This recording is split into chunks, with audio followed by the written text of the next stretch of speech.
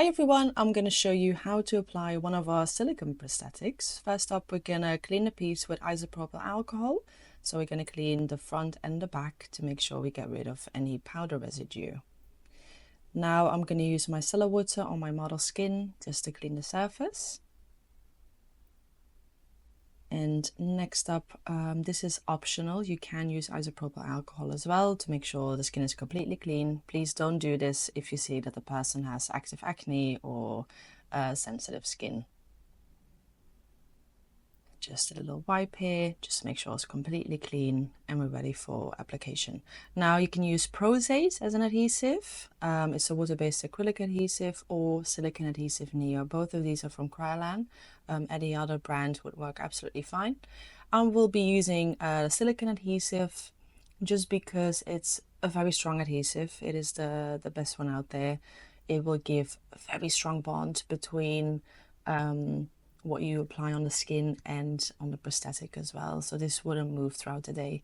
Now I applied on the skin, but I also applied on the actual silicone area of the prosthetic piece.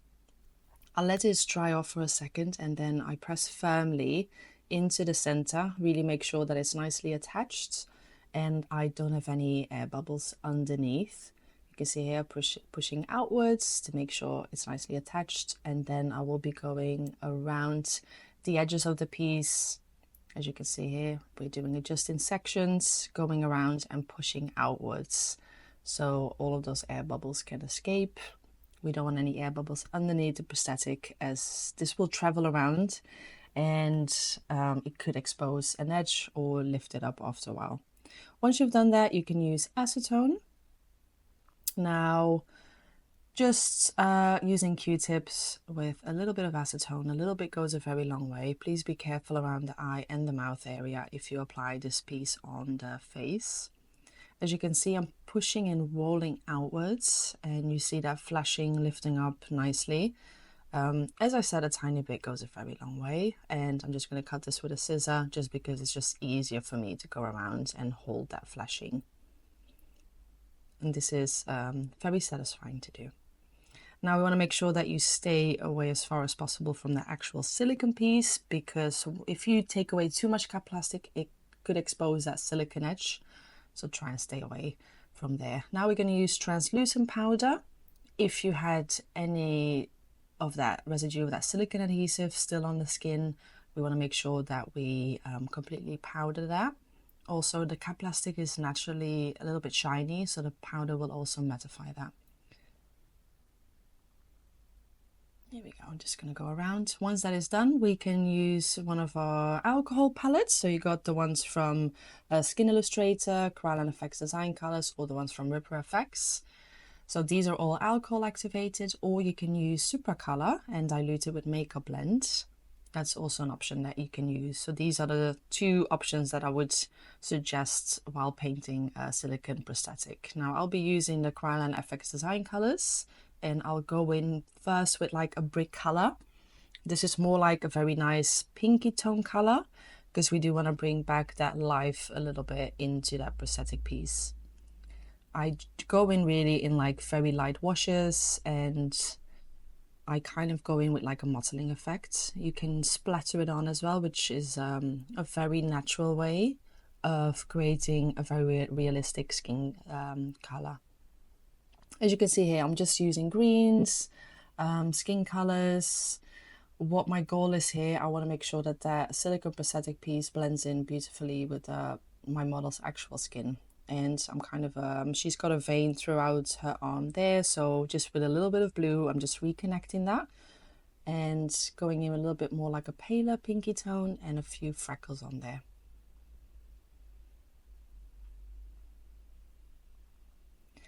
And then we're going to paint the inside. I prefer to start off with yellow, especially because I sculpted this piece that has more fat tissue. Fat tissue has this natural yellow tone to it, and then I go in with more the purples, the reds, to really make sure that looks as realistic as possible, to be honest, before I add my blood. I also kind of blend it outwards on the skin a little bit, because if you have an injury like that, there will be blood splatters and marks around the wound as well. So I'm just using a sponge here as well. I found it was a little bit too harsh, so just with a little bit of IPA on my sponge, and I just softened it up a little bit.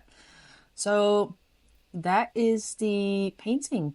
So now we're going to go over with blood. So you can use any bloods, to be honest. This is the drying blood of Kryolan. It's alcohol blood. So once the alcohol evaporates away out of it, the blood will completely dry. I go in a little bit in the center, and what I do is I take a tissue and I kind of take the most of the blood on the inside away, just because I don't want any blood pooling, because I kind of feel like it hides the depth a little bit of the piece. You can see I'm just mottling it everywhere. And doing blood is like an art on its own, to be honest. Just analyzing and thinking, if you have an injury like that, you will put a tissue on there or anything, or your hand. And that is the finished result. I went a bit full out with the blood. I could have done less. But that is how to apply and paint silicone prosthetics. So now we're going to go over to removing it.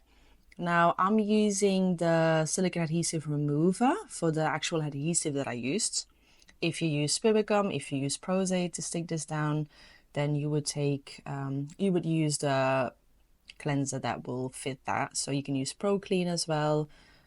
Just make sure you use the proper remover for it. And here I'm just wiping off that excess blood, just to make sure everything is nice and clean.